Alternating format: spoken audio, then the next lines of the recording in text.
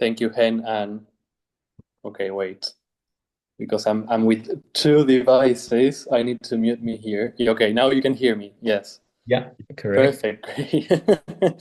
So, well, basically, I'm Felipe Bosch from Argentina. I'm coming from Foresight experience at the Directorate General for International Partnerships at the European Commission.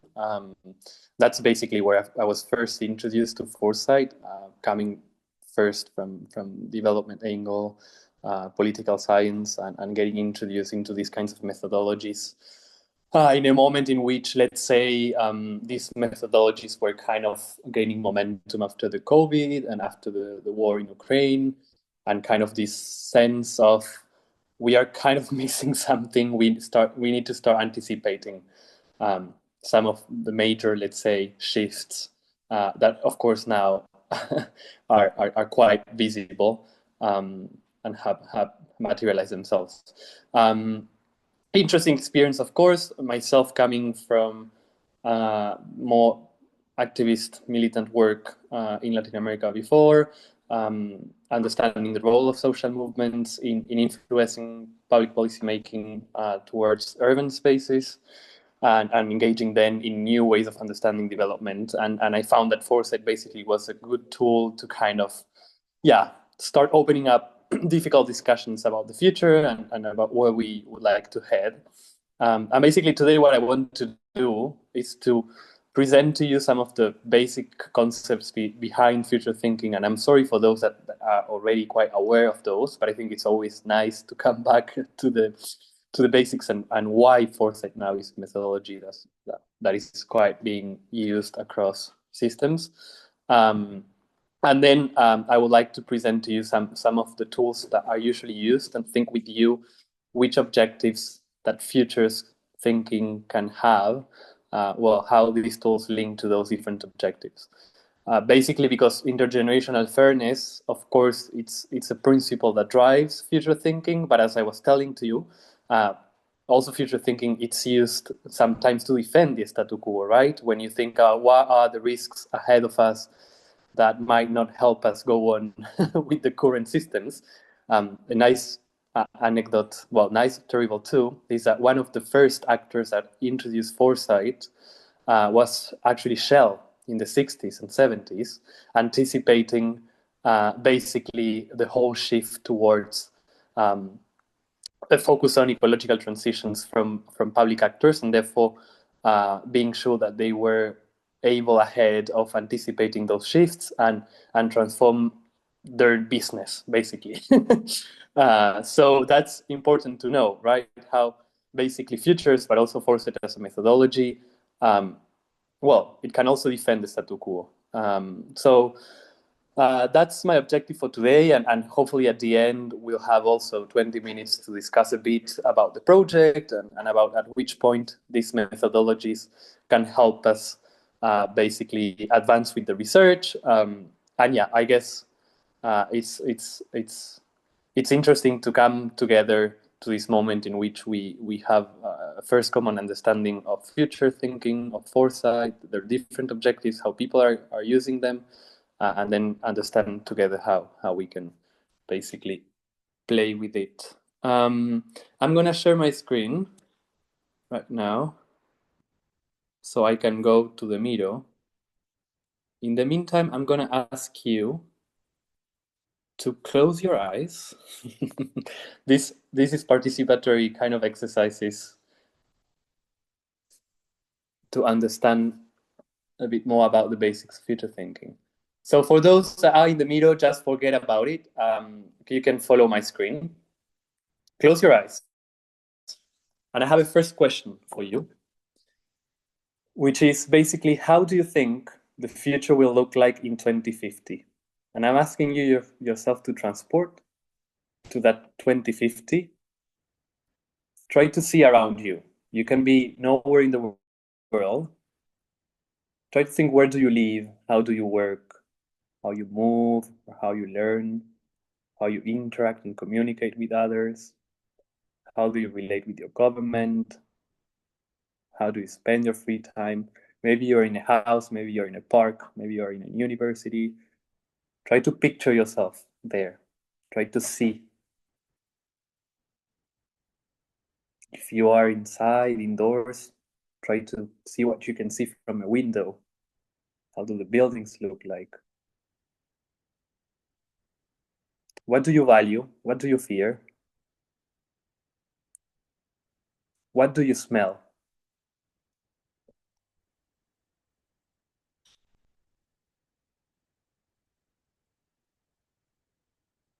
Okay, now you can open your eyes, breathe. Remember that image that you have. Remember what you saw, the smells.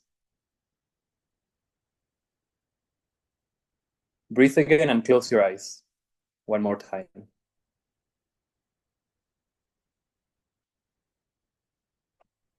I'm only seeing you, Hen. Everyone has closed their eyes again. Thank you. So now I have a different question, which is how do you want the future to look like in 2050? You can transport yourself again to the same place, or you can transport yourself in another place and think again. Where do you live now? How do you work? How do you move? You learn, how you communicate with others. How do you relate with your government? How you spend your free time? What do you value? What do you fear? Try to see that. How do you want the future to look like in 2050? Okay, you can open your eyes again. I would like to hear at least two people to share what they saw in each case. For the first question and the second one. Also, the others can also share in the chat. I would like at least hear two people sharing with all of us. I can go ahead. So for the first one, it was more like something that I've thought would be likely to happen, like with how things are going right now. Um, and I pictured myself in a very corporate looking glassy building, and everything around me was indoors. Like it's blazing hot outside. It's full of pollutants. So you have to walk through tunnels to be able to walk on the street, like cordoned off sections of the street, or like you have to be inside a car at all times. You can't be exposed to the air because we're currently in an air pollution crisis that's going nowhere in my country. And I just saw this huge corporate hell with like ads everywhere, and everyone's trying to sell you something, and it was just really like overwhelming. Should I share the second one as well? Okay. The second one, I think I really imagine myself living in like a commune kind of a living situation, um, where we kind of use resources like land and built environment and everything like in a shared space. So it's not just about resource use, but it's also about community, it's about care, it's about trust. We eat together, there's something holding us together. And I see that kind of a co-living space taking precedence over the current individualistic state of being today, which is so disconnected from the rest of the world, from community, from society, from nature. Thank you. Thank you for that. Who else wants to share what you saw? And thank you, Avina, for sharing, and this Dixa too.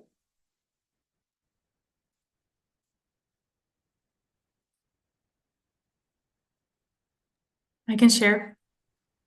In the first one, it was interesting because my brain immediately jumped to the ideal future. Like I didn't even want to picture how the current trajectory would look like in 2050. And I think it was almost blocking. Like I felt like a block. So I went to immediately to the ideal one. And I also saw a lot of intercultural living, like it was very diverse and vibrant and in nature also community-based. I can resonate a lot with what you said.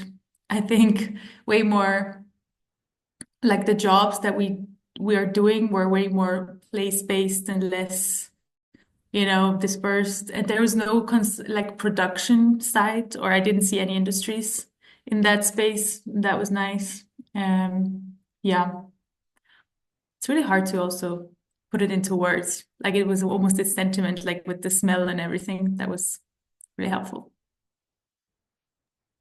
Thank you, Elena, for that. And indeed, I mean, also, I think that's a good question. Did someone feel like, this is really hard? Like, did someone have like problems in trying to see those images? In the chat, someone can say, yes, it was hard to me. Or someone wants to share that.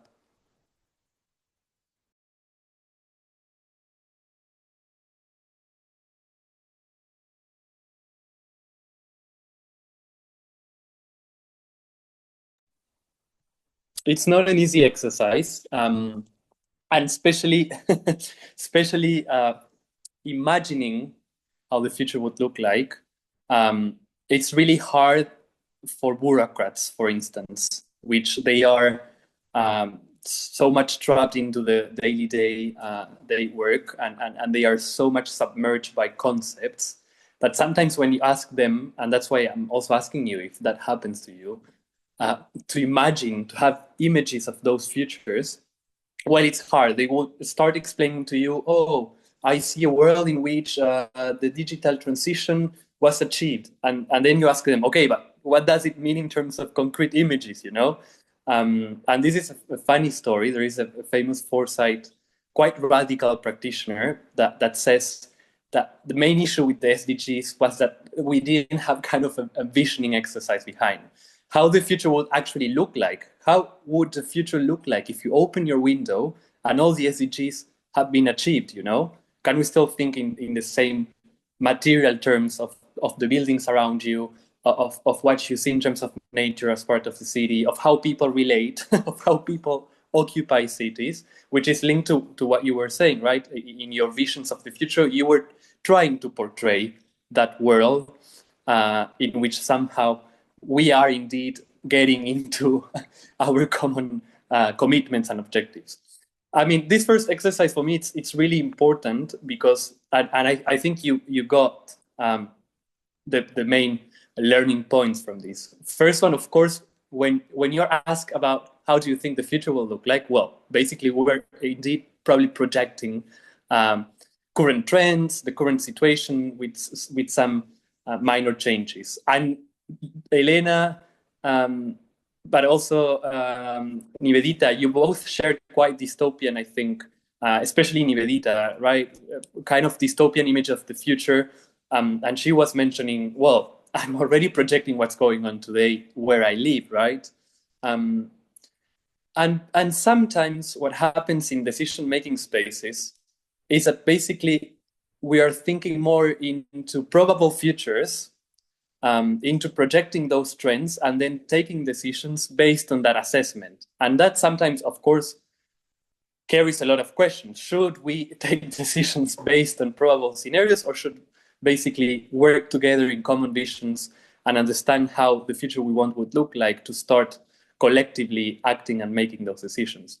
Then secondly, because what happens is when we are trapped in our daily work, no matter if we work in government or in activism, well, sometimes we forget that basically what we're doing is impacting the way the future will look like. So it's important to remember, okay, this will actually have an impact, and it's not only about running behind the last urgencies. I would say also it's important that we understand, because what you were sharing, both in terms of the most probable scenarios that were kind of dystopian and those scenarios and images linked to scenarios that are more hopeful, well, you build those images based on your let's say your expertise, your knowledge, your experiences, the stories you were told when you were a kid, of course, the place you're coming from, your dreams, your aspirations and frustrations. So everything basically fits the way we imagine the future. And as a group of people that here we are trying to basically do something to transform the world, I think it's also important that we understand that we all have our own biases, our own initial hypotheses, our own knowledge or field in which we're working. And that already changes the way each of us perceives probably what is a future in which we have achieved intergenerational fairness, for instance. So this is a very first exercise for those basic principles behind future thinking, how we can, at the end of the day, be aware of different images of the future, both probable and preferable, and then mobilize collective intelligence towards common visions of the future that then can align action. I will go now quite quickly to the second exercise. And please see my screen. So I have a question for you. This image has been done by a French author. So, of course, think about a person at the beginning of the 20th century imagining the future. So this person, Jean Marc, was thinking how the year 2000 was going to look. So how the future would look like in 100 years. It's a French guy, so don't forget that. And try to see, like, what could have been the assumptions or the dreams, the aspirations, the frustrations of this person imagining the future 100 years ahead of his times. You can write in the chat, you can, for those that have access in Miro, if you can write in the post-its, and then I'm going to ask someone or two people to share the thoughts.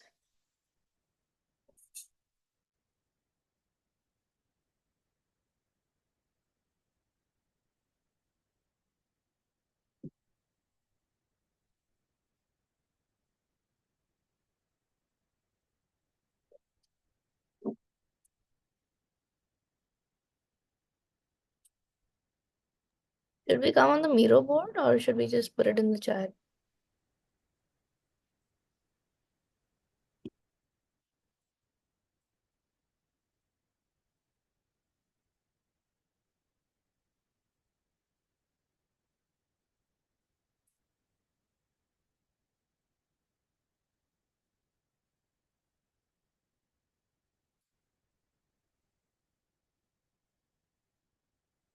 I'm starting to read some comments.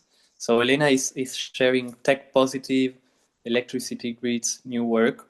So indeed, I mean, we see an image that portrays somehow how mechanization, and let's not forget, beginning of the 20th century, still mechanization was the main driver of innovation, could help humans in their jobs, in also facilitating those jobs. So there is also the dream of kind of working less in that image, how machine can help us have a better work-life balance somehow, which is still kind of a dream that we have, right? And if we think about today, probably behind artificial intelligence, there are many narratives around that idea of, oh, it will free us from working. I see Abhinav, the minds of the students are controlled. So a clear, indeed, way of understanding education, of a clear assumption in terms of how we transmit knowledge, and also the mechanization, right? The mechanization as main driver to improve the way that mechanism. Dixa is saying about the relationship within machines and humans.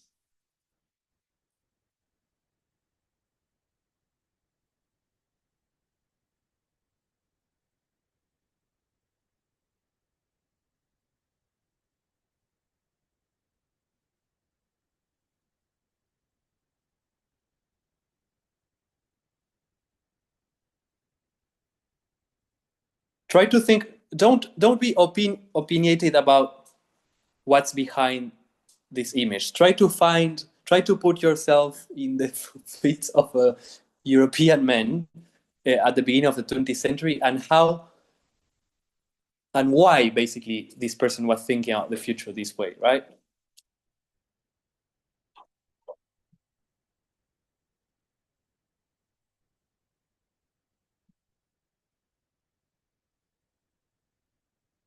Also, there is an assumption that I don't see appearing, but basically, I mean, it's interesting. There is no woman in the images, right? In kind of the different intermediations, either of work or public service, such as Actually, there as is the a woman in school. the corner. In the left image, there is a woman like in red in the corner.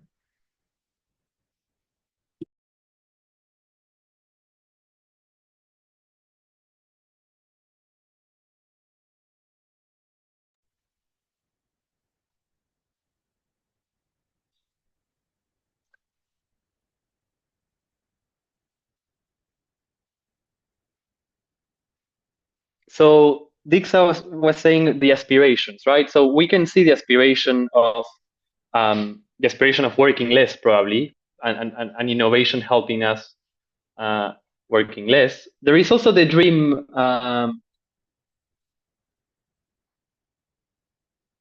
of control. I think that's an interesting thing to say.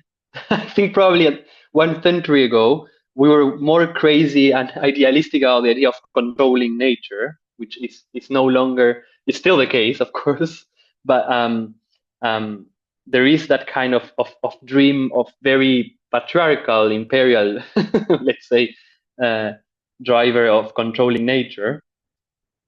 I see Genaro who says, indeed, we are in the middle of a trend of massive industrialization linked to mechanization,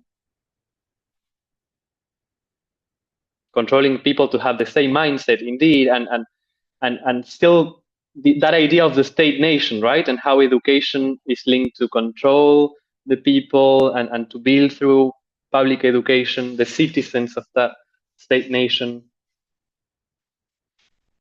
But there are also things that this person didn't basically anticipate, right? If we think about the 2000, what do you think? Does it look does it look like this person basically predict the future correctly or not?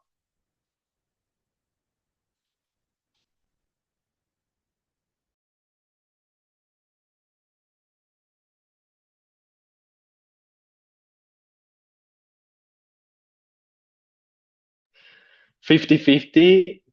Nihita says yes.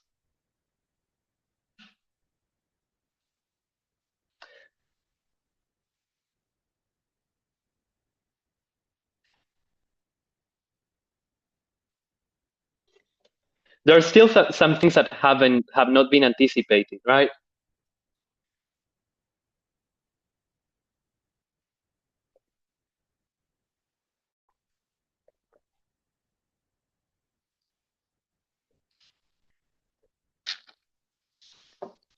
But you're right. I mean, in some sense, the images that were built 100 years ago, well, they actually have pretty much influence that the present, that it's the future of these people.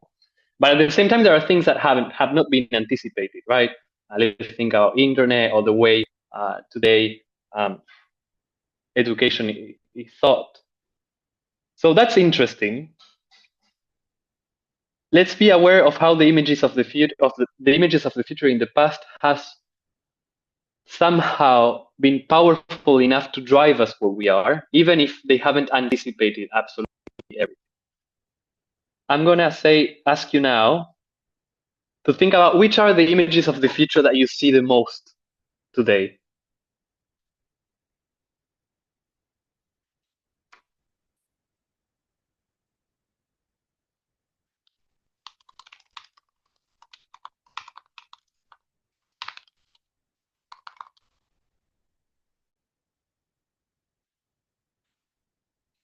If someone wants to share kind of the images of the future that you see, I don't know, in social networks or through movies, or even if you are somewhere in your city, in your country, and you see an advertising using the idea of the future, what do we see today when people use the future and build images of the future?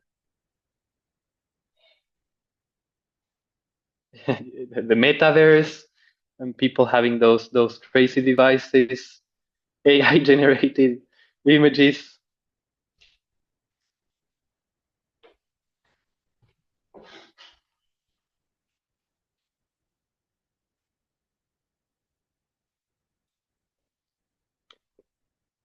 Try to also think images of the future at your local level, in your city or in your country.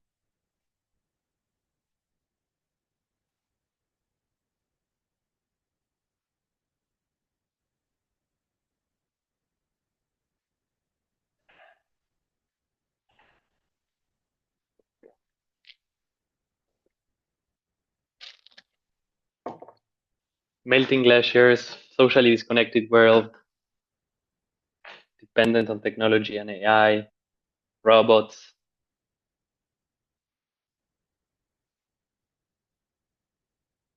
Interesting, Nivedita, indeed. I always think about in Buenos Aires how much real estate uses the idea of the future of a family in this kind of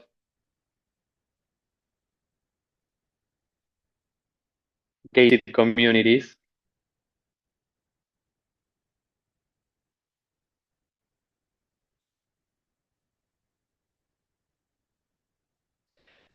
That's a very good comment, Diksha. Depends on who shows it to you. Politicians usually show advancement with high-rise building, but I see more slums, rising temperatures. So indeed, I mean, the learning point here is how images of the future are basically part of the power game, and how powerful actors are constantly producing images of the future to kind of direct the public debate, to kind of direct the kinds of decisions we need to take and the directions we should take based on those decisions. And indeed, you were mentioning the AI, the robotic images, the metaverse. Well, there are clear actors in some clear spaces that put out those images also to kind of make us feel that that's inevitable, right? Indeed, Nivedita, you were mentioning how real estate actors or even politicians play with the idea of how we have personal aspirations linked to our future, but they are also basically building those aspirations too through those images of the future. And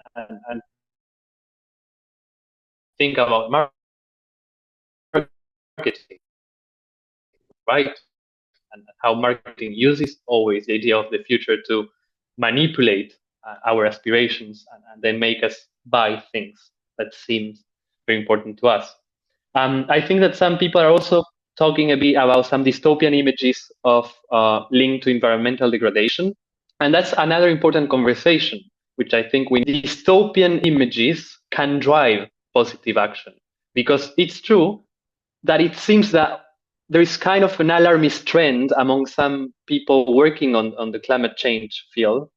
And sometimes now there are discussions about should we create dystopian images of the future like, oh, hey, this is the world this is how the world might look like if we don't act. Or some others would say, maybe we should structure action or mobilize people around more utopian images of the future. This is an academic debate, and it's quite open, and I'm happy to see what do you think, right?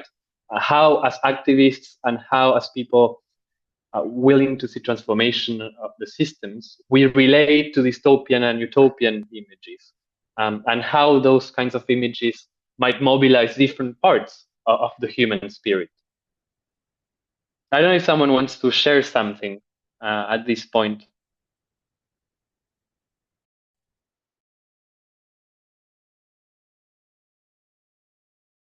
Yeah, can I share something? Absolutely, please. Yeah, I was actually thinking about the debate thing they were talking about, and I actually believe that we always have to put the two images side by side because we relate to both. Like, we can't ignore everything that's currently happening worldwide, only to project like the perfect utopian image. So that's why I like to have both images, comparing them together. I think I agree. But it's good to be always aware about the impact that different kinds of images um, have and have an impact, right, in our daily work.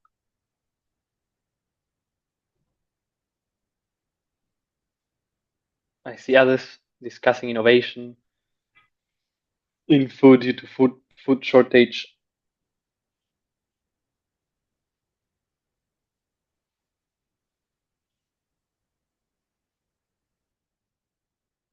So don't forget, I mean, the future is part of the power game, and we need to be aware about what kinds of images we're building of the future when we're trying to mobilize action. Now, last point from this introductory exercise, just to confirm our different learning points, and let's see what happens here. So I would like you to assess the probability of these different scenarios, and I'm putting different letters for them. So you can put A and the number, B and the number, and I will really quickly put the stars myself. For those that are in Miro can access it, you can directly use the stars. So I'm reading the first one, but you can read the others and you can share in the chat. So by 2050, concerns in the West, let's say North America, Europe, about the aging population will lead to government incentives for increasing birth rates. Incentives for increasing birth rates. So not probable and probable. 0 to 5. And those that can't access Miro, please put thank you, like Diksha A1, and I'm gonna put the stars for you. Just use your intuition, right? And when you will use your intuition, it's linked to your knowledge, your experience, your aspirations, frustrations. Maybe you'll say, oh, this is something I would really like to see happen, and I will give you more probability. That's fine.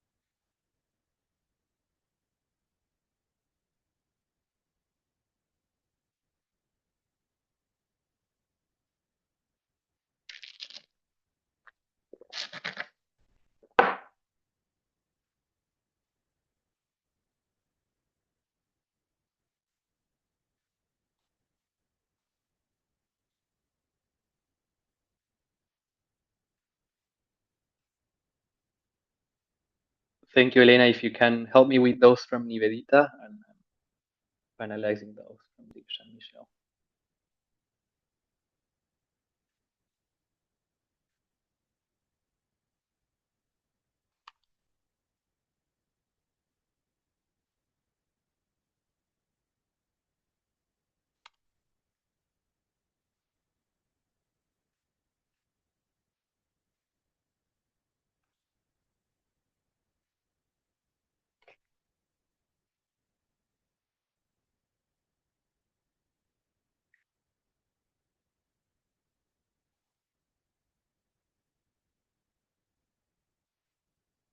Yeah, please, those that can't access Miro, you can read and give us quickly your assessments.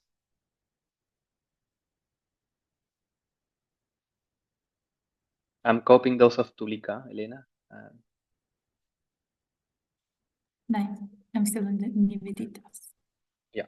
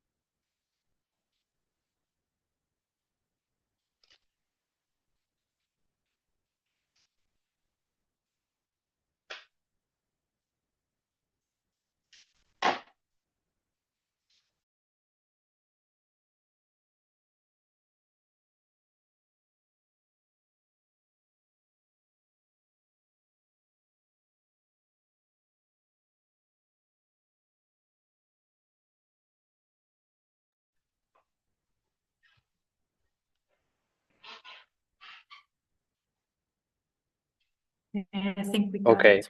Yeah. Okay. Okay. It seems like, for instance, and please, if someone is still going through, I'm happy to wait 30 more seconds.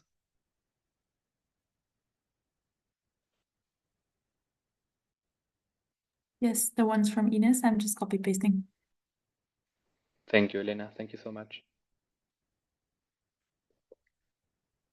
I'm advancing, but it's interesting to see, for instance, the second scenario, right? By 2050, there will be a significant outflow of climate migrants in Asia due to environmental degradation. So it seems there that we all agree that that's highly probable, right? We all assess that into 4 and 5 points of probability. And when these kind of assessments happen, it's interesting to understand what is the information, or what is the collective group thinking, what is the collective intelligence that we all seem to share that is driving this assessment. Of course, in this case, it's probable that we have already enough the knowledge to assess this scenario as highly probable. But sometimes, it's always good if we are all together assessing a scenario in the same way to, okay, let's go back to some research, or let's try to find someone that absolutely thinks the contrary of what we're saying. Because even if we all think together as a group, it might be the case that outside our group, there are people that would not assess the same way. And that has already an impact in how we should communicate, in how we should work with others. So when group thinking happens, it's important to understand what is driving that group thinking. Is the knowledge, is our common aspirations and frustration, it's all of them together. And then understand, is someone in the group that has an information or knows someone that would not assess this the same way, just to make sure that we have even more information about the decisions that we should take in terms of the scenarios we are thinking. It's interesting. There are others that your votes are more distributed, right? For instance, Latin America will increasingly adopt economic models that prioritize well-being over growth. So some people said absolutely probable. One person said absolutely probable. Others said not that much probable. So it's interesting here why the person that assessed five is doing so. Is it because that person has information that we don't know? And in this case, we are people from different parts of the world. Is because that person basically dreams of that happening and is assessing that. So when as a group we are assessing scenarios in a different way, it's good to understand and unveil, let's say, uh, why we're assessing those scenarios differently. And again, it's linked. Ines is saying both. I would put number four, Ines. I'm Argentinian. So it's always good to kind of be aware constantly when we're a group of people working together. What are the expectations, the aspirations, the frustrations behind? Who has knowledge that perhaps helps us better assess the scenarios that are driving our action? Again, same for artificial intelligence will become a major challenge in Africa, surpassing concerns over climate change and urgency. I would love to hear, and maybe let's do this exercise. Who put one and who put four? If those of you who put one and four can quickly share why they assessed that scenario that way, it's going to be quite interesting to unveil kind of those. You can do it in the chat too if you feel like. I see Nivedita. Should I just speak up? Please, So please. I voted 5 for number 1 because I have lived in Europe for a Oh, couple of sorry, years. Nivedita, for the number four on artificial intelligence. Oh, sorry. No, I don't have anything to say about that. Or maybe the last one. That's another one in which we are very unfairly distributed in terms of assessment. Nearly half of the world's most innovative countries will be in Africa. Someone wants to share why they voted a low probability or a high.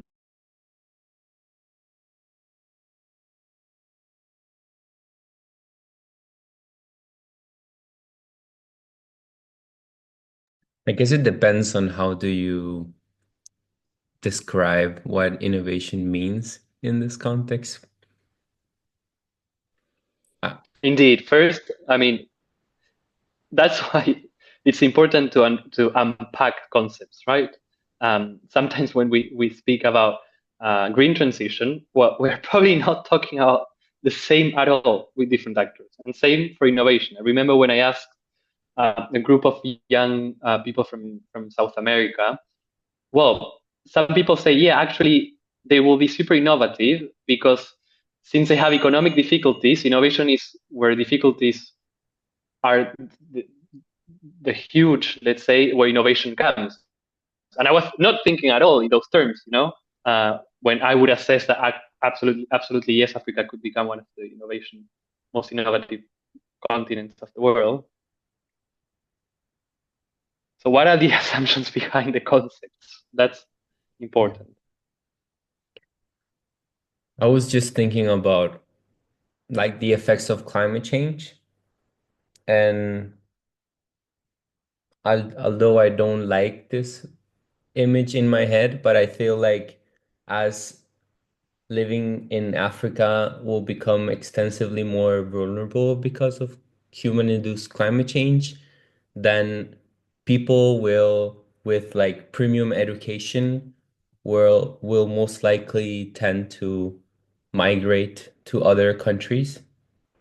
And I guess that's something that we also see today, but it can be also the opposite.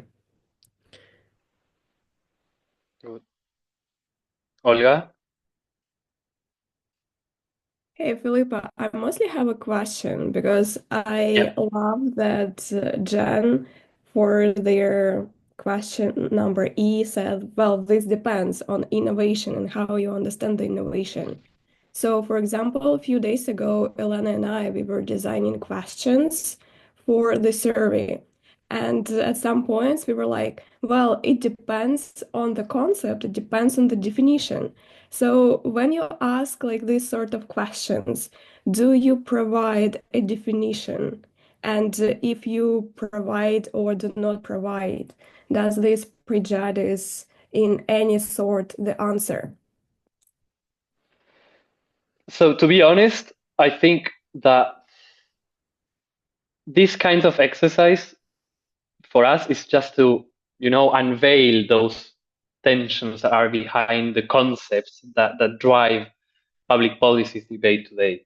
To just make sure that we understand that basically there are uncertainties around scenarios, because there are so many conceptions about these different concepts that is part of the game. So in this, let me try to refine what I'm saying, because it's not that clear, and you're asking me precisely linked to the survey.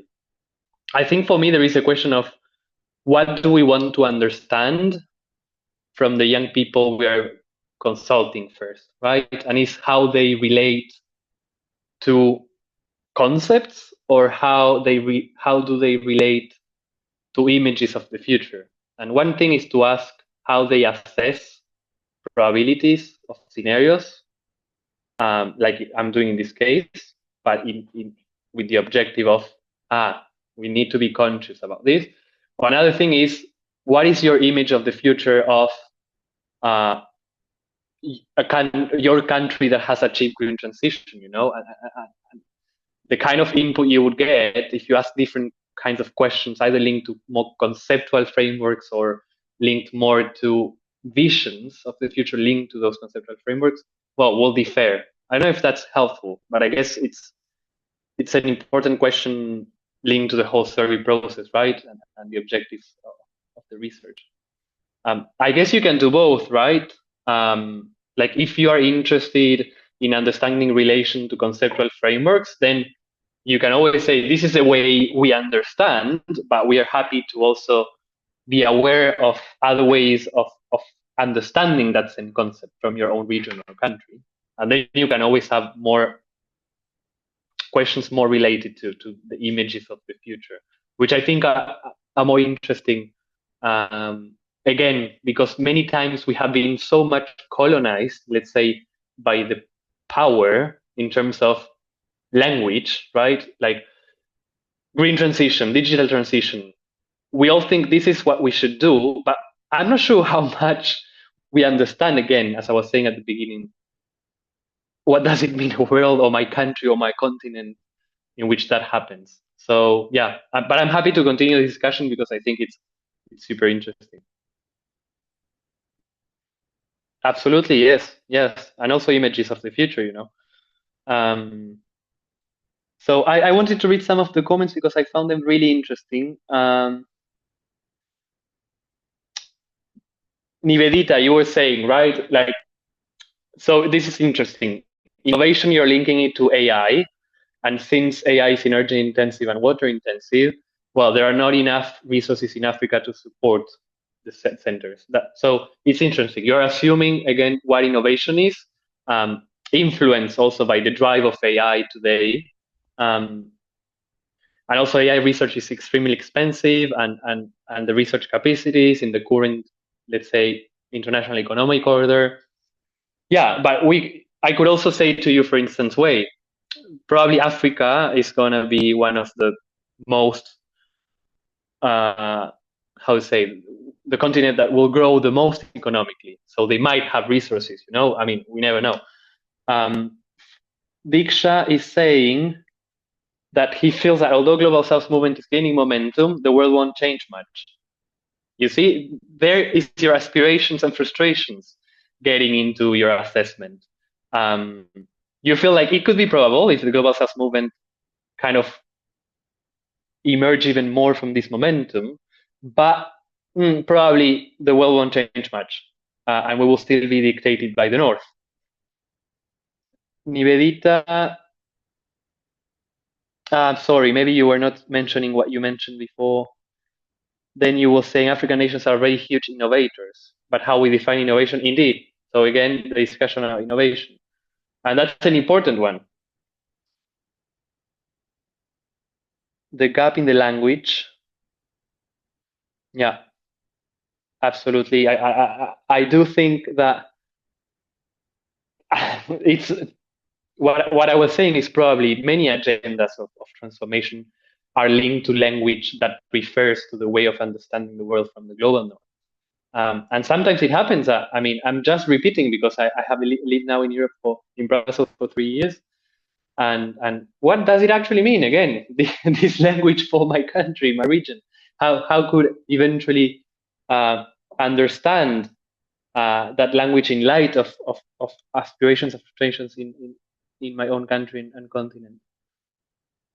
And indeed, I think this research is an interesting space. I think it can have a huge impact in building like really aware assessment framework for understanding intergenerational fairness in global governance.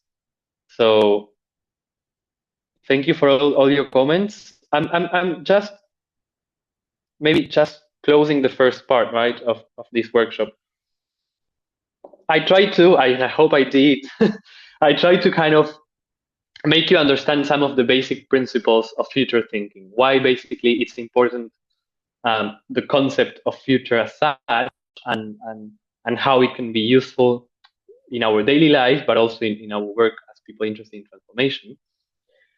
And you can see now how foresight basically relates to this conceptual framework of future thinking, of future studies. I mean, future studies it's a discipline in its own that comes from a bit of sociology, a bit of psychology, a bit of everything, basically. And foresight is kind of the methodological translation of some of the stuff that we have been discussing when thinking about the concept of future. So as you can see here, I mean, it's a methodology that helps us structure conversations that would then allow us to challenge our bias and assumptions, build our competencies on future literacy, on collaboration, even on intercultural collaboration. I like the idea of language. I think thinking about language is important. How basically we translate images of the future in language and how that then makes things complicated in a world that is very unjust and still very colonized. It's also a methodology then that would help us, again, in a structured way, explore different futures, not only the possible ones, but also plausible and then perhaps probably preferable ones, to guide our actions today, and ideally avoid being trapped in business as usual. But again, as I was telling you, people use this also to anticipate potential risks for their own business and use this to maintain the profitability. And basically how we do that, well, again, collective intelligence is really key. That's the only way we can make sense of complexity. And then there is a combination of tools behind Foresight that allow us to spot the change. And I know that you were really interested in the horizon scanning as a Foresight tool for this research. So that's basically the very first tool that you would use in a long Foresight process. And it's a tool that allows you to spot the change. You have then tools that help you understand the change, and then other ones that help you influence the change. I mean, really quickly, and this is an interesting way of also understanding foresight. I mean, it helps you frame questions. What is changing? What if that changes? What different possible futures could the interplay of emerging changes create? What might be the impacts of emerging changes? And what future do we want to build? How do we create the change we want to see?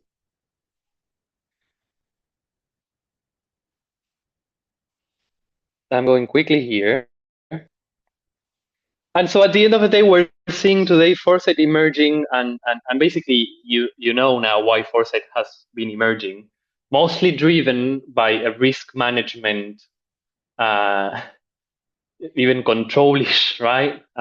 Public sector saying, oh, we're in a public crisis. Oh, how can we kind of make sense of the complexity around us and still have our public policies relevant? But foresight is, of course, risk management. What risks are arising? What is going on around us? How our public policies basically would operate in different scenarios. It's also about developing strategies. So foresight can help in developing strategies, or at an organization level to rethink the purpose of an organization. That could be good or bad. Huh? Shell did it for the bad reasons. It's also about innovation. Yeah, many people obsessed with innovation like foresight because they can spot like blind spots or new opportunities that are arising. And then foresight is used a lot in visioning, and you have maybe heard about processes where foresight has been used for development plans, national development plans, or industrial strategies of a country. Then, of course, foresight might be useful for leadership, right? And how basically we can create narratives of the future that drive the action. So this is quite interesting, right? Our community needs hope, cohesion, and a sense of action today. So a dialogue about the future, and even a dialogue to understand why we are not advancing together. And sometimes foresight has been used in post-conflict spaces. Cyprus, for instance, leaders have adopted foresight as a way to use the future and create that cohesion that was not existent because of the tensions and the civil war. And then, of course, the objective of intergenerational fairness. So foresight can be useful to help us assess if a policy is fair, who are eventually in the future the net benefiters and net payers of a policy or a decision, and of course how we can remediate that, or how can we build intergenerational coalition for action. So I think that at this point, I would like to hear from you a bit of, okay, I can share, yeah, absolutely, I can share these different slides in the middle through a PowerPoint. I would like to hear from you now in terms of, okay, future thinking, foresight, how foresight is being used, in what sense, and how it relates to our project here. And also if you have questions, huh? Might have not been clear enough. I had put some questions in the chat as we had started the workshop, actually. I'll just repeat them. So are we looking to get this research published in a journal or just to make a report of some kind? And is there some kind of institutional backing for this research, or is this just like a project done by youth?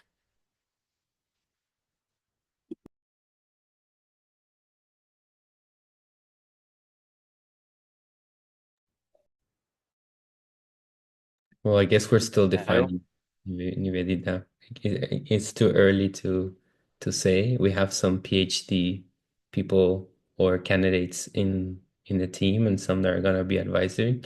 So we're gonna see about that. But I guess that was not the question that Felipe was trying to ask us.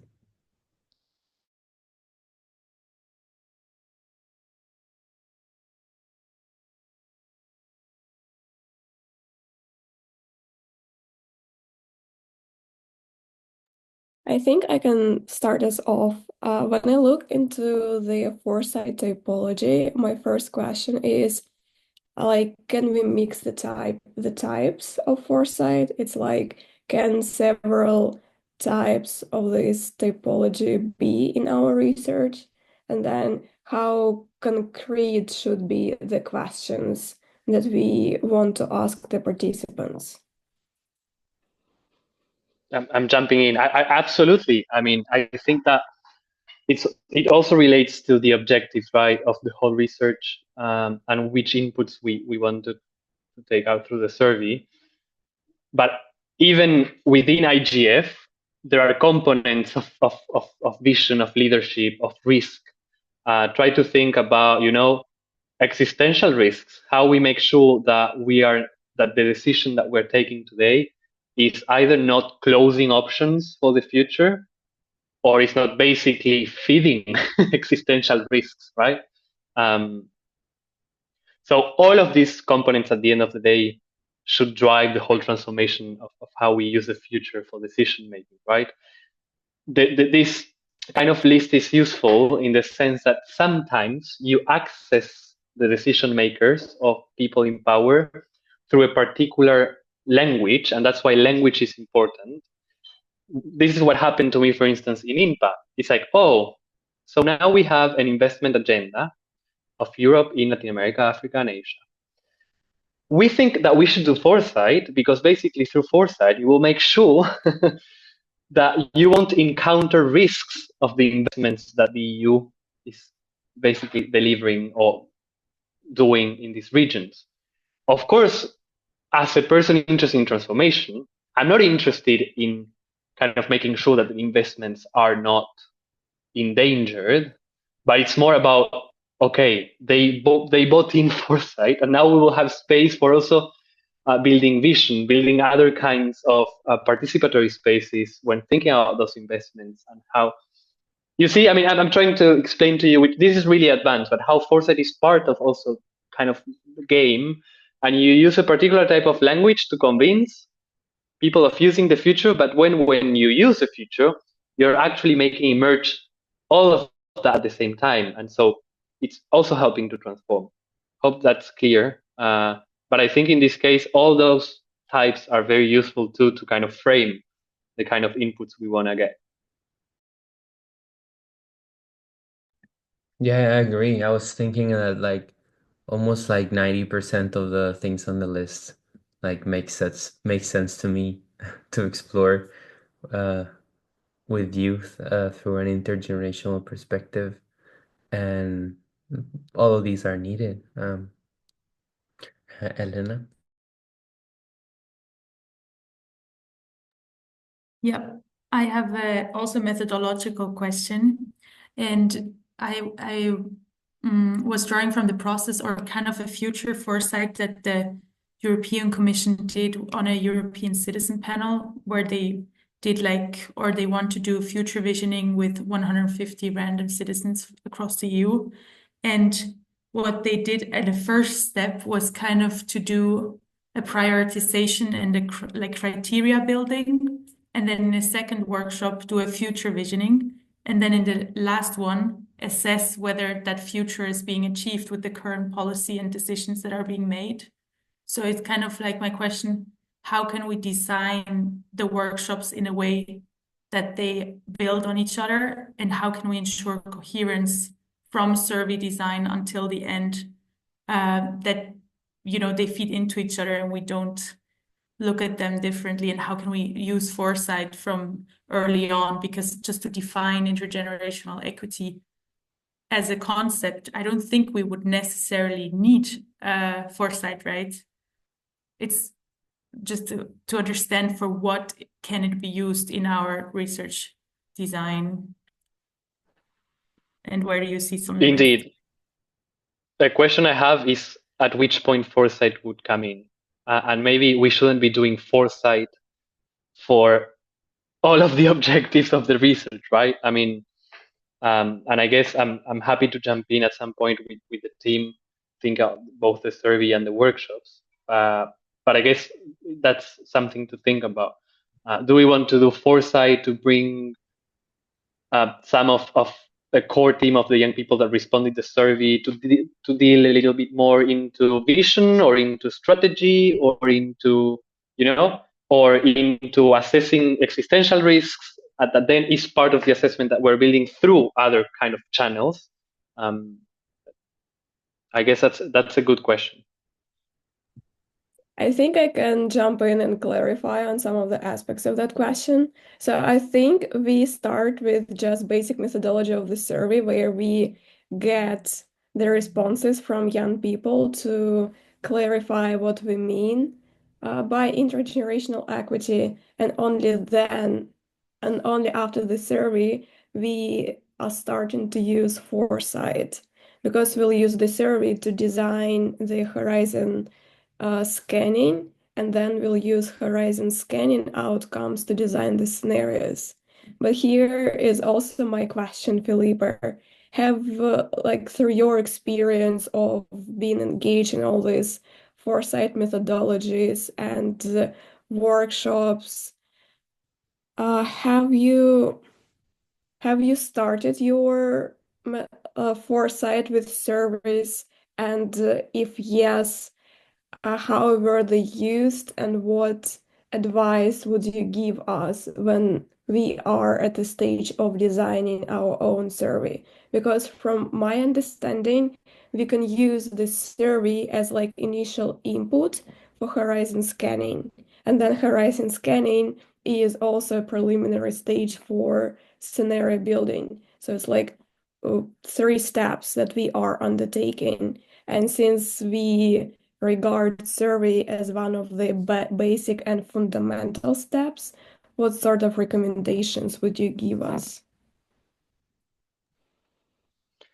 So, to be honest, I mean, I've always kind of done foresight exercises within stages of a policy cycle in INPA, be it with young people or be it with bureaucrats. And it's true that we always start with inputs that have been already produced by others. So indeed, as I was saying before, you always start with an horizon scanning generally, because that would give you then, and this is something I can already present to you, from an horizon scanning, you would get kind of trends.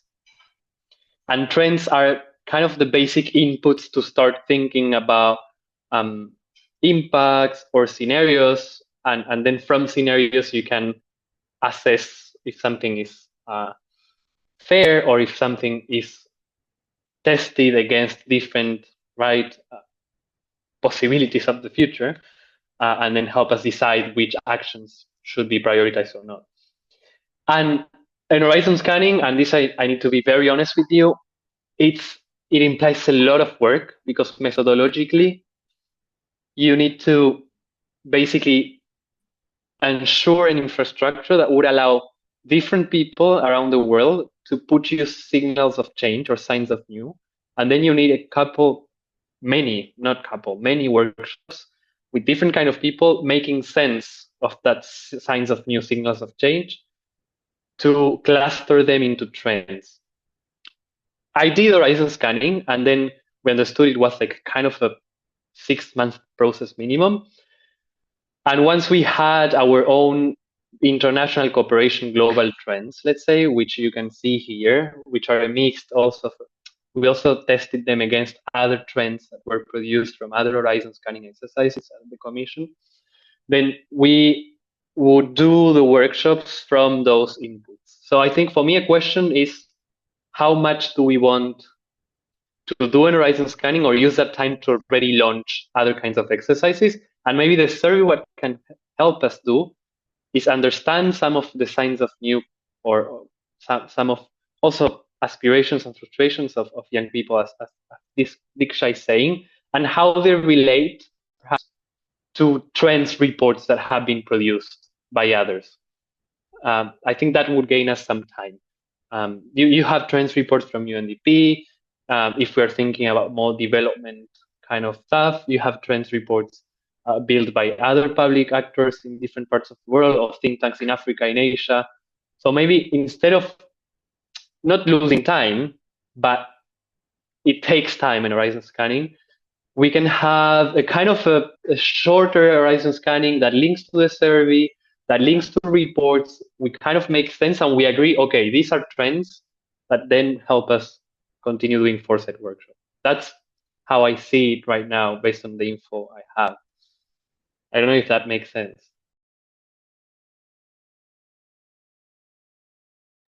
Felipe, it does make sense, but could you go a bit deeper? Yeah, like, for surely we don't have 6 months for horizon scanning.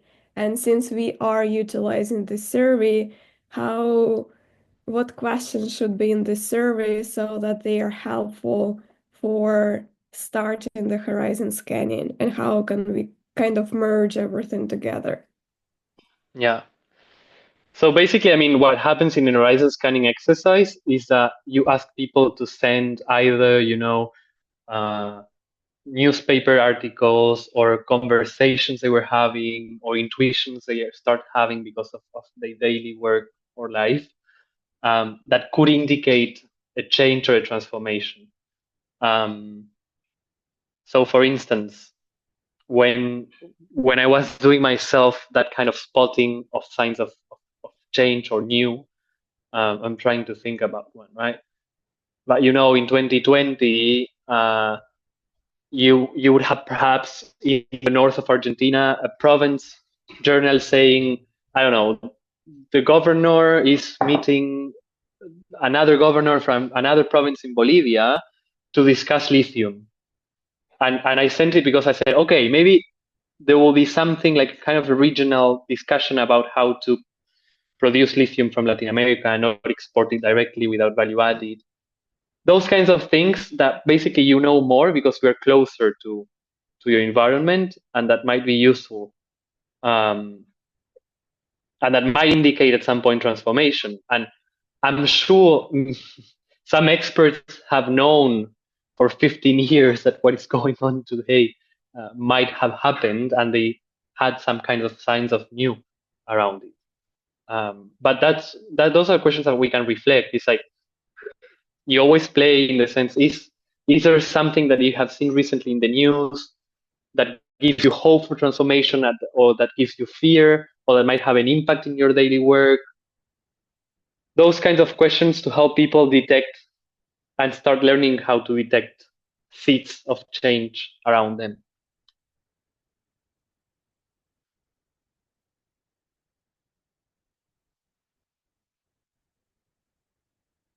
Yeah, Olga, I can share that, some methodological stuff. I wanna go back to, and I hope the conversation was also interesting for the others. What we're saying with Olga is basically how you create an horizon scanning exercise, which is this idea of spotting the change. And so you build a collective intelligence of stuff that is changing around in different parts of the world, and that helps you understand different possible directions in different fields. And horizon scanning is the very first exercise. I think that I'm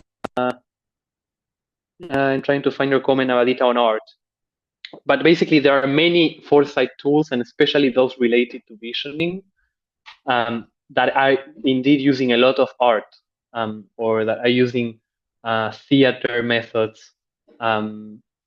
Basically, because it's, again, hard to envision, to imagine, and we start playing the game of we're in the future, and what happens in your preferred future, and you start discovering still contradictions and still stuff that we will need to surmount even if we're in our preferred future.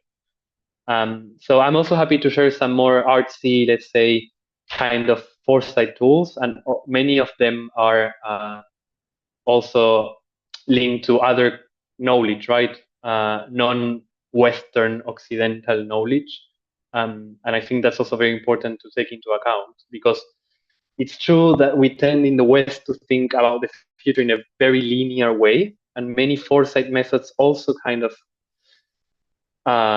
build on that kind of linear conception of the future. But many other traditions and culture basically think about the future in very different ways, through other frameworks, more circularity, or the past is, and the present and the future can never be delinked. So yeah, hope for the artsy part. Indeed, there are many tools. I'm also happy to share that. I see, Olga, you have your hand raised. Yeah. Yes, I do have a question. Thank you for all this explanation. It kind of becomes clearer how we should proceed with our research. So initially, I think when we were thinking of horizon scanning, we came across a three horizon model.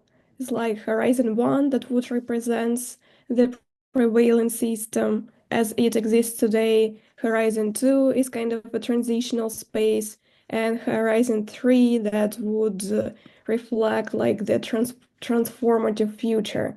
Is this part of this horizon scanning? Yes, exactly this one. Or is this already part of scenario building? Okay, I'm gonna maybe now it's the moment to show to you the different tools and link them a bit to the different objectives of the typology. I'm just wanna make sure that everyone is still on board and following us. Is someone a bit lost? Are we okay? I just wanna make sure that we haven't lost people in the meantime. And if we have lost you, maybe now it's the moment to refocus again. Because I'm gonna just present and it's gonna be hard.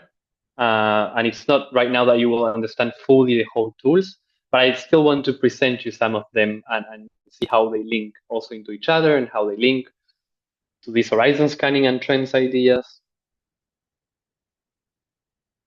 Thank you, Thana. What about the others? Please put in the chat. I'm not see if you're thumbing up. I haven't seen that. But...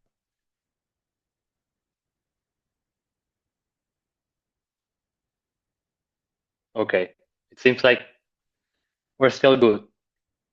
I'm gonna come, Olga, to the three horizons, but let me do a step back. So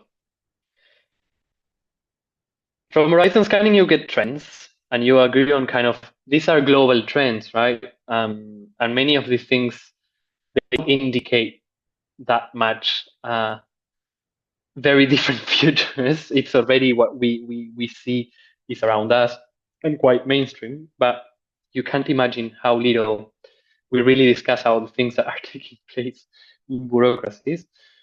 And from the trends, which is basically a first input, you can indeed start thinking about scenarios, right? And doing scenarios is also a long process, but you have the futures wheel, and I think someone was saying that they had the first experience with futures wheel. So futures wheel allows you to understand how the interplay of different trends can evolve and send us into a particular future, right? So the futures wheel is basically about understanding the consequences of different trends through a whole of society approach, right? And you can work with one trend, you can work with two or with three. And the futures wheel, you would start thinking first, okay, this trend, if it materializes very strongly, then it would lead to this in the social sector or this in the economic one. And then you start building different connections. And then probably you think about what's the impact of these trends in the area we're working on. And futures wheel is a fast way of start thinking about scenarios. Because if you do many futures wheel and you start putting different trends, at some point you get to kind of different types of scenarios that take into account all these different trends. And I'm going to show you these 4 scenarios that have been produced. I'm sorry, but it's the handy resources I have. I'm also happy for those interested to try to find resources into your continent, your region, or your country. Basically, in these scenarios, so they probably have used maintenance scan from the horizon scanning, and they have projected them and see how they would into each other. And we have at the end of the day, what about now? Can you hear me better through my phone? Scenarios for you linked Yeah, to we can hear you better for your phone, but we're still hearing you for computers. You're still breaking. Which you can see here, right? It's cutting a little bit. I'm sorry for that. Yeah, can you start from the beginning? Let me. Yeah.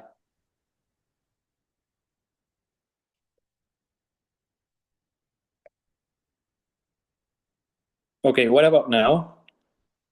Amazing.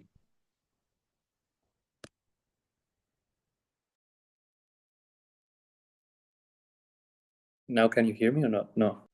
Yeah, we can Yeah, hear you. perfect. Okay, sorry for that.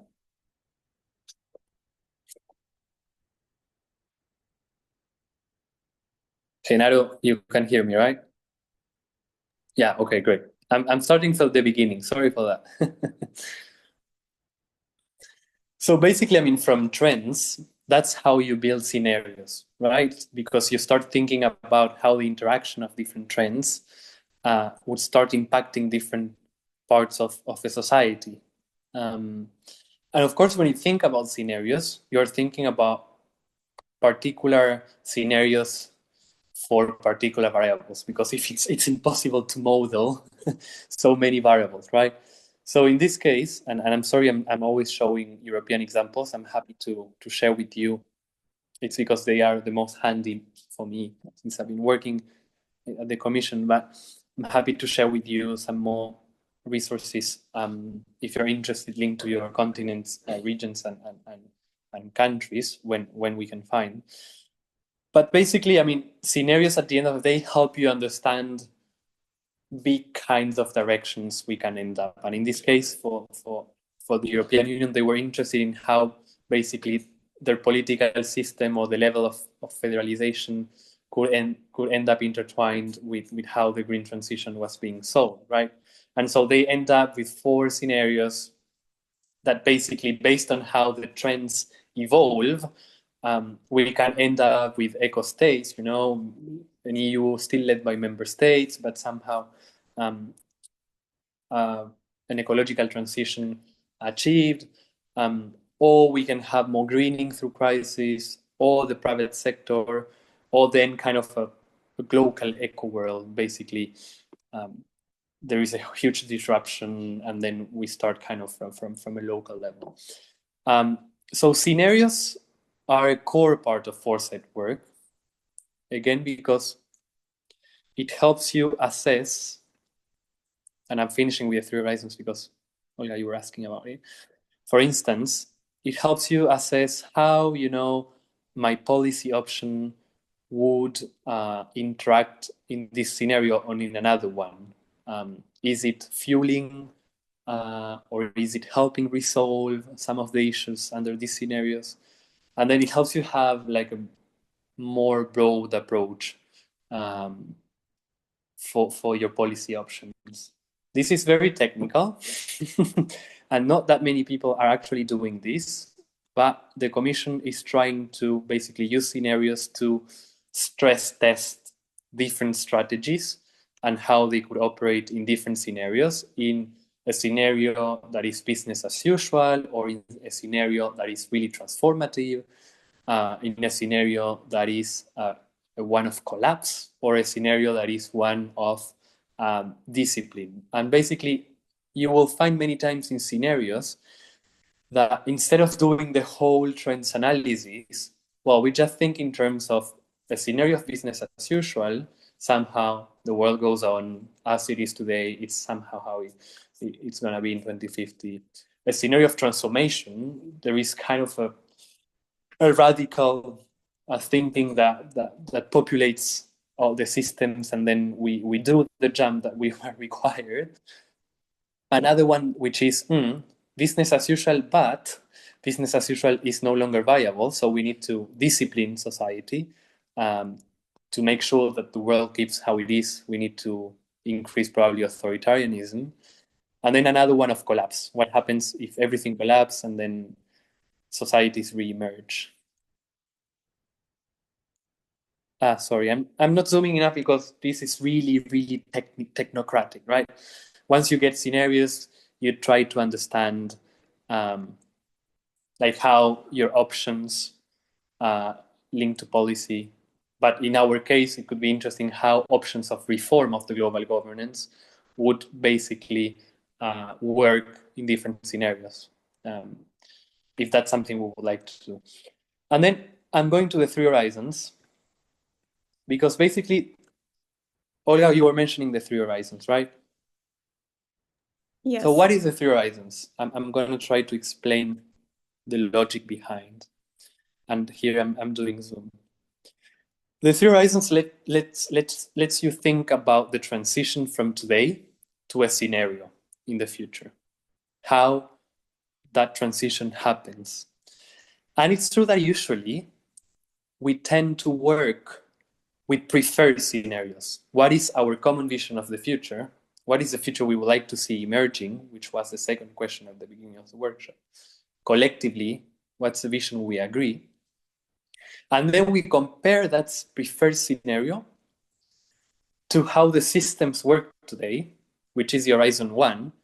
And the Horizon 1 in the present here, it's the highest one, because basically the patterns of the system, what are the characteristics of the system today, are driving everything, right? And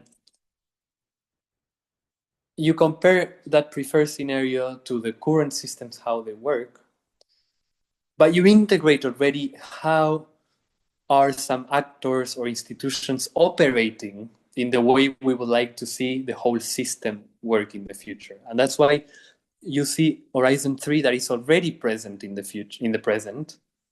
Of course, it's not predominant, and that's why it's very low. So for instance, when we think, okay, my vision for the future, here, number one, it's that global governance takes into account intergenerational fairness as a principle to take decisions on global goods, let's say. Okay, this is not happening today, right? But the fact that we are already doing this Foresight workshop and doing this research, well, it's a seed of hope. We can also think about the number 3 as a seed of hope, something that indicates that we can get to that scenario because some people are already trying to think or build that future. And then you have the transition part. So what we should do to get to our preferred future, now that we know what's going on in the current system, we chart the seeds of hope and we try to connect, right, between the present and the future. It also happens, and this is in bureaucracies, that the three horizons help you understand, let's say, alarms of sign when you're thinking about a scenario you don't want to see emerging. You can also put in the three horizons a scenario that is not your preferred one, and then you think, what should happen to this for this to become a reality?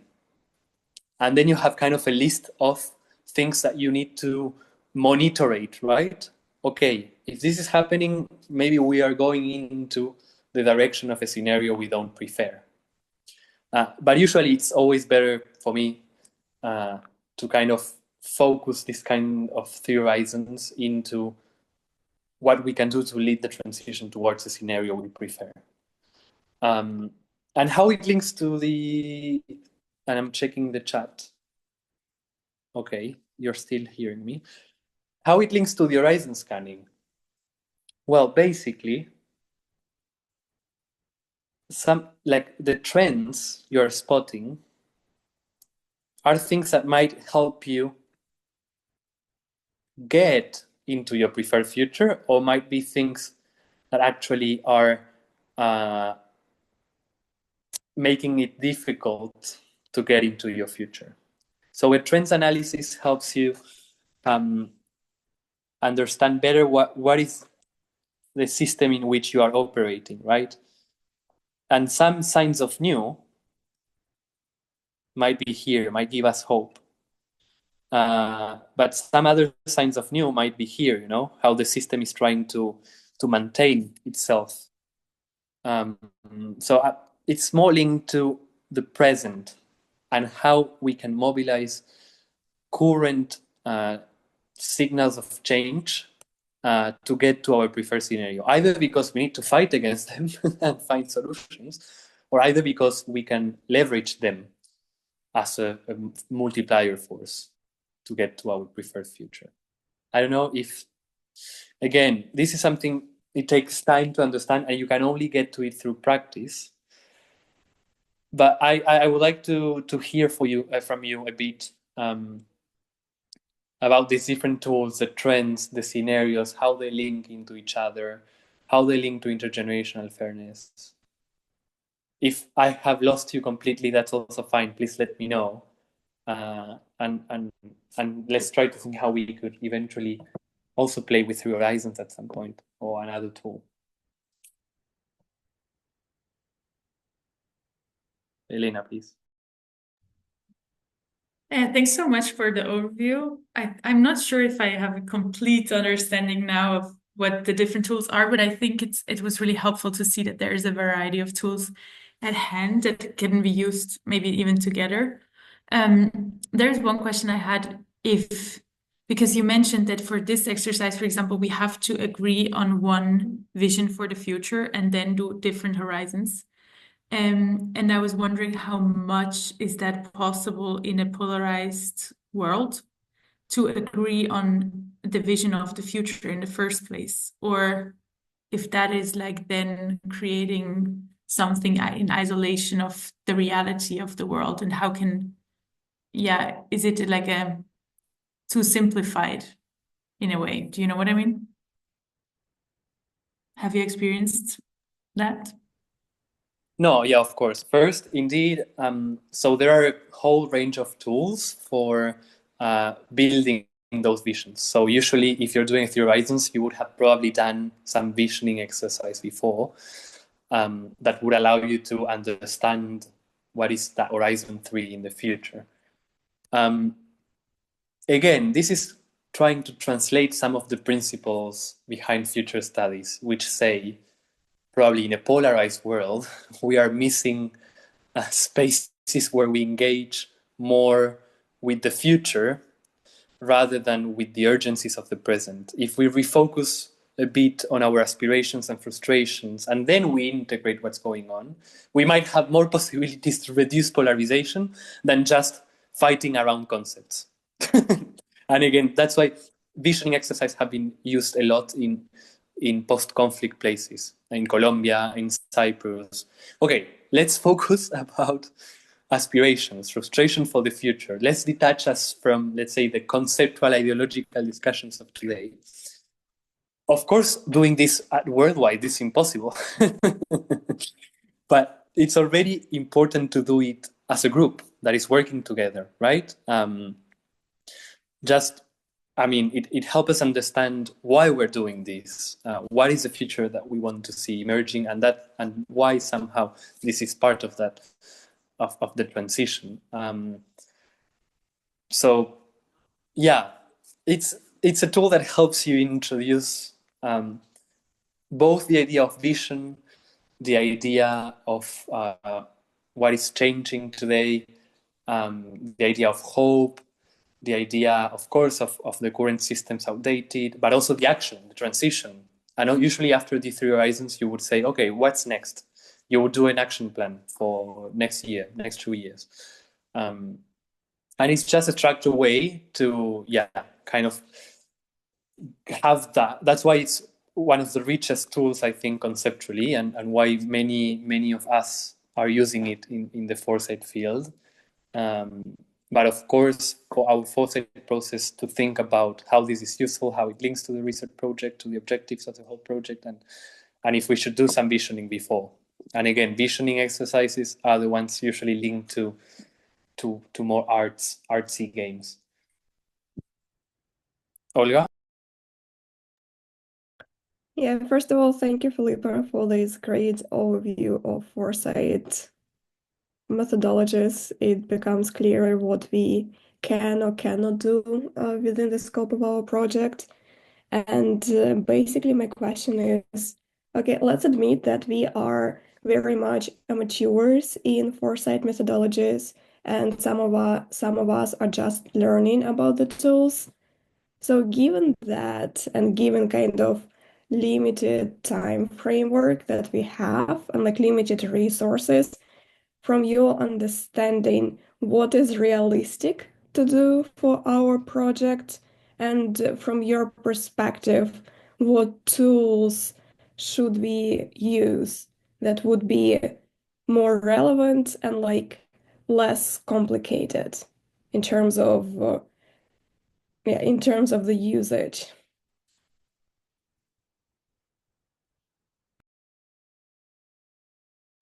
Okay, so um, I think, I mean, maybe Genaro, if you can also share a bit, like the broad overview of the project, or you, Olga, sorry, anyone who should do that. But also to do this a collective exercise, right? To include the others, and we have 15 minutes, right? So maybe this is a good moment based on the little knowledge we have now after 1 hour and 30 minutes. But maybe let's take advantage of this, and I'm happy to kind of have a wrap up at the end and give some directions based on what I'm hearing also from the group, right? And based on what the whole group has been hearing from the core team, and their own aspirations and frustrations around this project, if that's fine with you. Yeah, I think that's a wonderful direction and wrap up of the workshop. I think, well, speaking about the project, the first idea is to come up with the definition of intergenerational equity. And for that, we do not necessarily need foresight exercises. But the next stage is to use all the data from the survey for horizon scanning and then scenario building. But that was the initial idea. And like out of their horizon scanning and out of the scenarios, the idea was to come up with sort of metrics, indicators that would help us kind of conceptualize intergenerational equity even further and see whether we can come up with an assessment framework which will help us kind of create narratives or like quantify the principle or like see how it can be implemented further.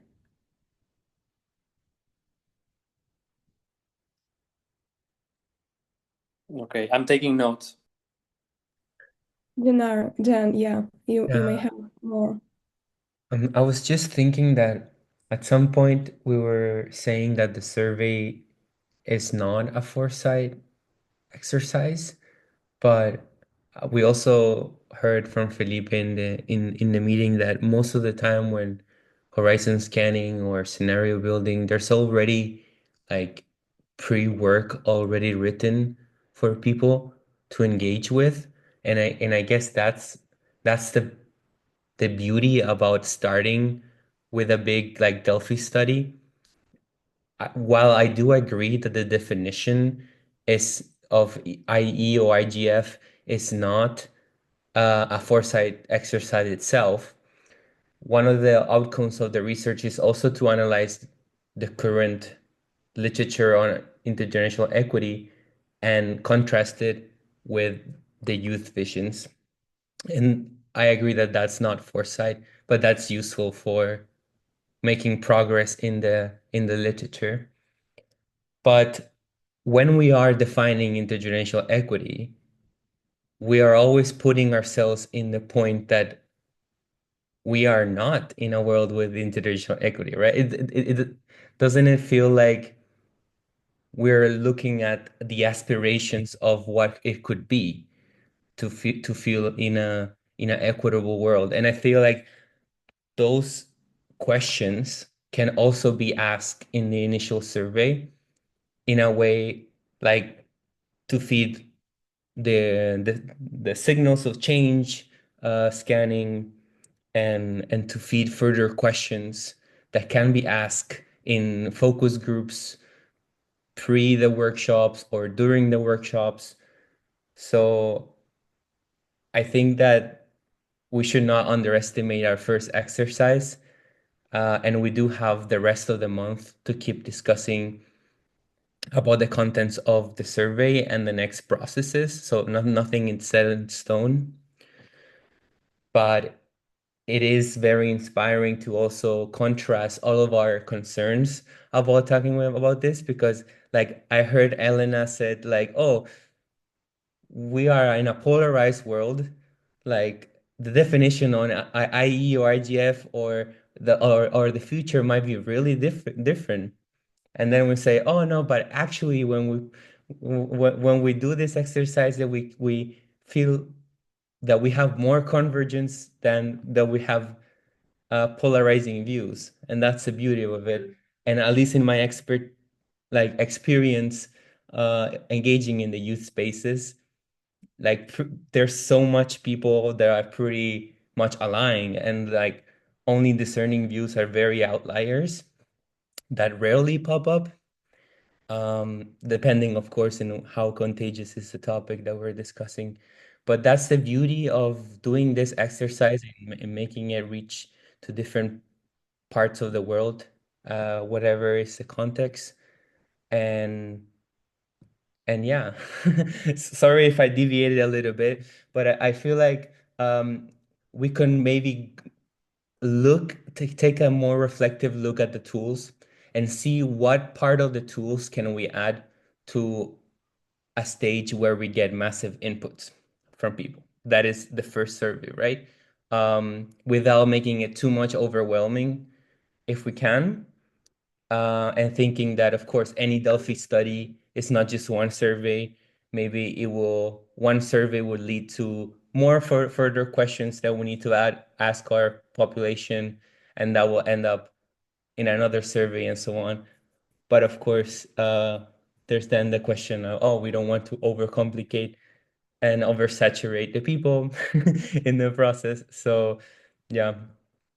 And that, oh, we don't have all the time in the world for the foresight. I think that we can become flexible in all fronts as we continue the discussions this month.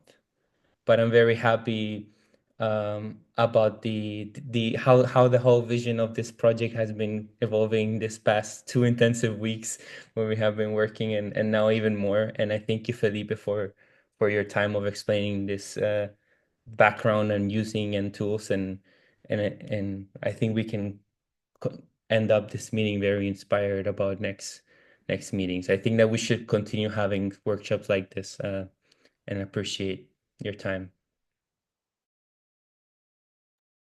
Thank you, Genaro, and it's already time, but I think you are in the good direction. I think indeed the survey, it's a good moment to understand different ways of understanding that concept and contrast it to current definitions of IGF. I think it's also a good moment to gather some data on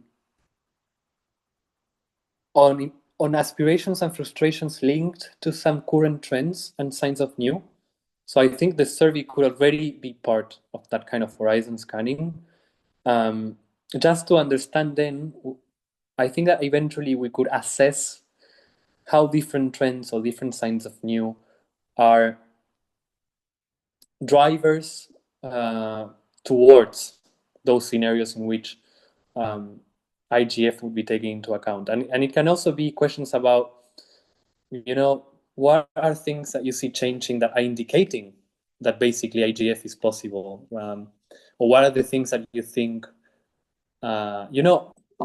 we could think in terms of horizon scanning or 3 horizons, gathering somehow understanding of people around the world, of what are the things that are barriers for IGF to become a key principle in global governance, what are seeds of hope for IGF to become a core principle, in global national governance. And then we can, as part of the research, contrast that collective intelligence to some of the trends that are being published a bit everywhere, and do perhaps some visioning exercises around basically IGF, how we can use assessments to transform. And then I still think that we need to go through a bit more methodologically in terms of the assessment per se and the framework. But there are some useful resources too that I wanted to show to you, but I'm gonna keep it here in the middle and I will send you the link. But yeah, I think it's just a matter of making sure that the survey gives us, in a light way for those who are replying, some inputs that are framed in the language of some of the Foresight methods, be it horizon scanning, be it the three horizons, and then basically understand why other kinds of Foresight workshops will help us both build an assessment framework, which is the main objective, but also taking action to use that assessment framework as young people. I saw there was one from the Schools of the Futures, but that it was like directed on policy.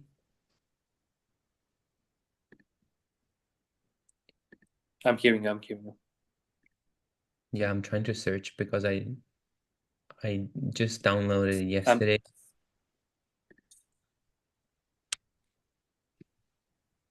Yeah, it's like a policy assessment tool made by the school. It's probably this one, right?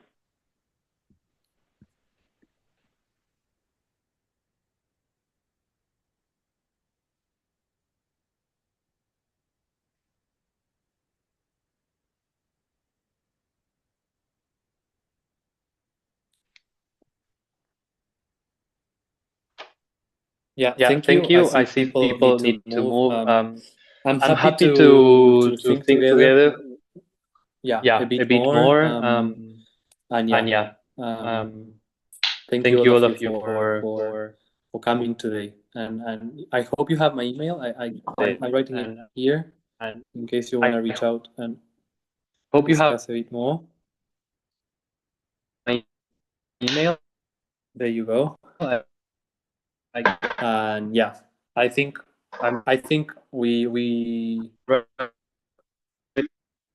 can define the coming weeks, like what Elena was saying, right? Of how everything links together, and I'm happy to help in those conversations too.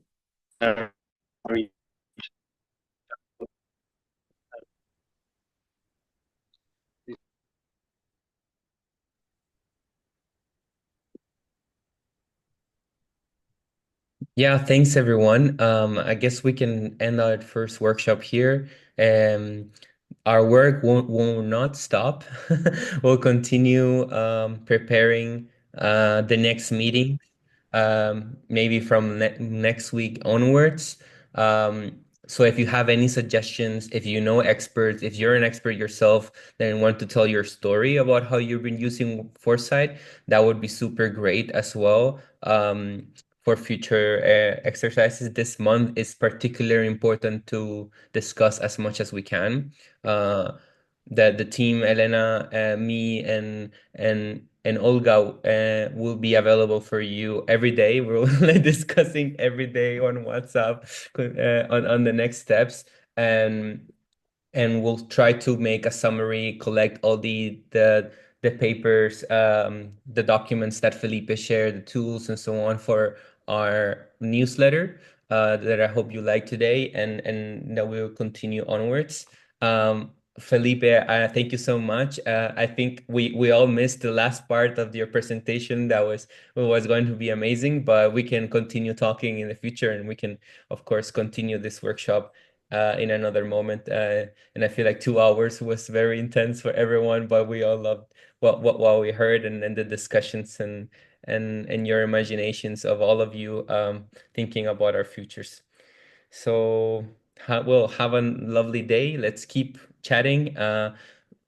We do need to like just another logistical note for the people that are aware of the financing for development forum. We do need to finish our concept note before the 14th of April if we want to reach the first deadline. So we're ready to like build the website and finish the concept note and so on. Even if it's preliminary, we of course can change stuff in the future. So if you're planning to attend that conference, and you have, well, amazing, Nivedita, we can get in touch immediately to, because in the newsletter, I share a draft of what would be like the website for the research. We also need one tab for the side event. And yeah, well, thank you at your time, everyone. And you didn't receive the newsletter. Oh my God. Okay, share me your email and I'll send it to you. Yeah. yeah, we can meet tomorrow for the financing for development. All right.